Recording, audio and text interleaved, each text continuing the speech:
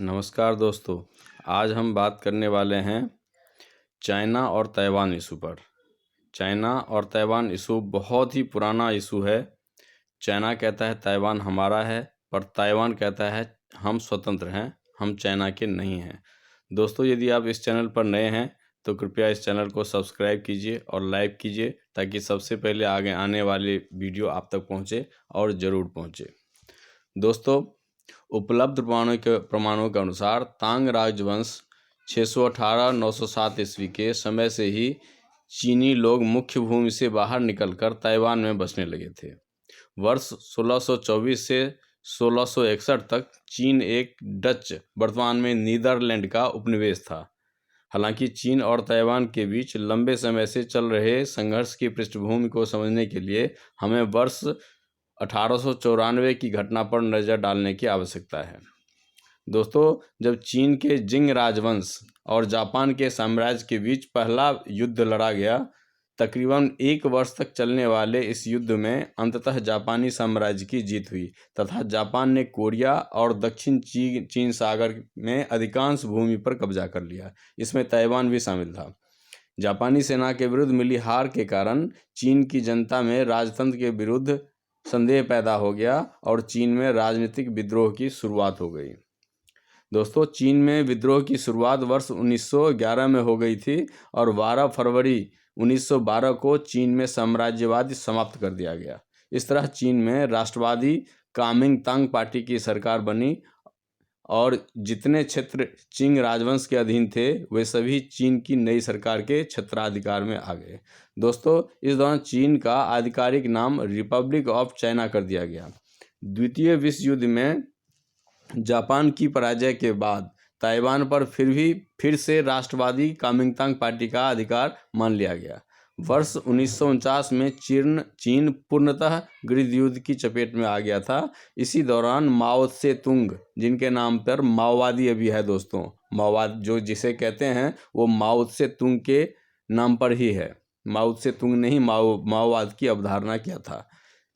माओ त्से तुंग के नेतृत्व में चीन की कम्युनिस्ट पार्टी ने चियांग काई शेक के नेतृत्ववादी राष्ट्रवादी कामिंगतांग पार्टी को सैन्य संघर्ष में हरा दिया और चीन पर कम्युनिस्ट पार्टी का शासन स्थापित हो गया। इस दौरान चियांग काई शेक राष्ट्रवादी कामिंगतांग पार्टी के सदस्यों के साथ ताइवान चले गए और वहां उन्होंने अपनी सरकार बनाई। ज्ञातव्य है दोस्तों कि चीन की कम्युनिस्ट पार्टी उस समय ताइवान पर कब्जा नहीं कर पाई थी, क्योंकि कम्युनिस्ट पार्टी के नौसेना काफ़ी कम थी और कमज़ोर थी, उनकी क्षमता बेहद कम थी। सत्ता में आने के बाद कम्युनिस्ट पार्टी ने चीन का आधिकारिक नाम बदलकर पीपुल्स रिपब्लिक ऑफ चाइना कर दिया गया।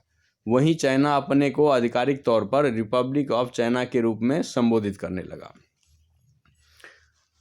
दोस्तों, अब चीन और ताइवान के बीच सबसे बड़ा विवाद आधिकारिक पहचान को लेकर है, जहां एक और चीन की communist party Republic of China के लिए आधिकारिक मान्यता चाहती है, वहीं ताइवान के लोग रिपब्लिक ऑफ चाइना के लिए आधिकारिक मान्यता चाहते हैं। उल्लेखनीय है कि विश्व के अधिकांशतः देश पीपुल्स रिपब्लिक ऑफ चाइना को ही मान्यता देते हैं दोस्तों, लेकिन रिपब्लिक ऑफ चाइना को मान्यता देने वाले देशों की संख्या बेहद कम है। इसके अलावा चीन का एक वर्ग ऐसा भी है जो ताइवान को चीन के विभिन्न अभिन्न अंग के रूप में देखते हैं।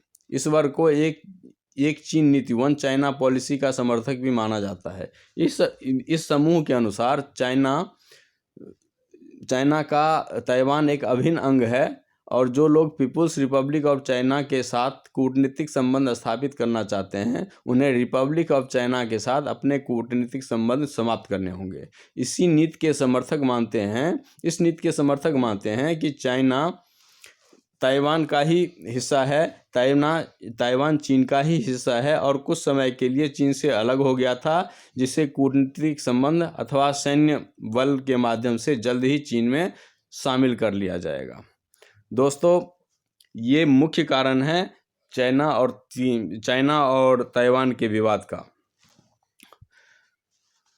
दोस्तों, ये विश्व का सबसे पुराना विवाद माना जाता है।